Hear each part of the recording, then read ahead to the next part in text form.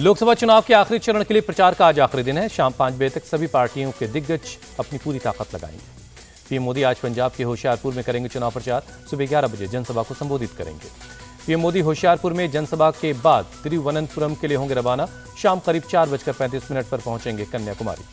PM Modi शाम 5:15 बजे Amman मंदिर में करेंगे दर्शन पूजन। शाम 5:40 पर विवेकानंद रॉक मेमोरियल पर ध्यान साधना के लिए पहुंचेंगे।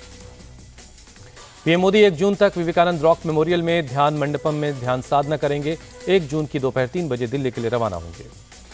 पीएम की ध्यान साधना पर सियासत हुई तेज। कांग्रेस ने आचार संहिता का उल्लंघन बताते हुए चुनाव आयोग से शिकायत की। अभिषेक मनु सिंघवी ने कहा, या तो पीएम 1 जून की शाम को करें ध्यान, या तो 30 मई की शाम को करते हैं तो इसके प्रसारण पर लगे प्रतिबंध। सीएम ममता बनर्जी ने पीएम मोदी की ध्यान साधना को बताया आचार संहिता का उल्लंघन। कहा, अगर प्रसारण किया गया तो शिकायत दर्ज करवाऊंगी। कपिल सिब्बल ने पीएम मोदी की ध्यान साधना पर कसा तंज। कहा, प्रायश्चित करने जा रहे हैं तो अच्छा है। पीएम मोदी मेडिटेशन के लिए जा रहे हैं। कुशीनगर में रोड शो के दौरान बोली सपा नेता डिंपल यादव। इंडिया टीवी से बातचीत में बोले अमित शाह, देश में नरेंद्र मोदी की आंधी है। राहुल अखिलेश के साथ आने से कुछ नहीं होगा। अमित शाह ने किया एनडीए के 400 पार का दावा। कहा, 4 तारीख को सबको बड़ा सरप्राइज मिलेगा। अमित शाह का दावा, पीएम मोदी सबसे बड़ी लीड से काशी जीत रहे हैं। यूपी में कम से कम 70 सीटें बीजेपी जीतेगी। अमित शाह का बताया, बीजेपी का 16 राज्य और केंद्र शासित प्रदेश में 100% स्ट्राइक रेट होगा। दिल्ली की सभी 7 सीटों पर बीजेपी जीतेगी। अमित शाह का दावा, बंगाल में 24 से 30 सीटों पर मिलेगी जीत। ओडिशा में 15 से 17 सीटों पर आएगी बीजेपी।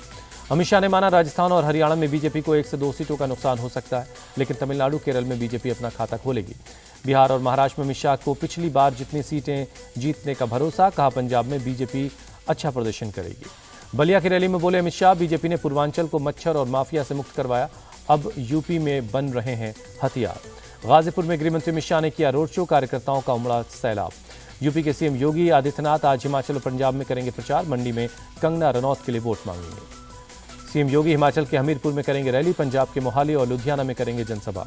कांग्रेस महासचिव प्रियंका गांधी हिमाचल में करेंगी कांग्रेस का प्रचार। दोपहर 3 बजे सोलन में करेंगी रोड शो। बीजेपी अध्यक्ष जेपी नड्डा आज पंजाब में संभालेंगे प्रचार की कमान। अमृतसर और फरीदकोट में करेंगे जनसभा।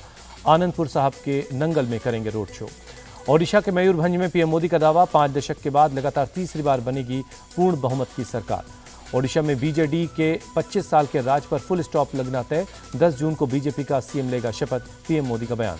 पीएम मोदी का ऐलान, ओडिशा में बीजेपी की सरकार बनी तो सीएम पटनायक की हेल्थ की जांच के लिए एक कमेटी बनाएंगे। कहीं कोई साजिश तो नहीं है। सीएम नवीन पटनायक ने पीएम मोदी को दिया जवाब। कहा, अफवाहों पर ध्यान न दें पीएम, मैं बिल्कुल ठीक हूं, चुनाव प्रचार भी कर रहा हूं। सीएम पटनायक ने कहा, पीएम मोदी खुद को अब मेरा अच्छा दोस्त बताते हैं। इतनी चिंता थी तो एक फोन करके मेरी सेहत का हालचाल ले लेते।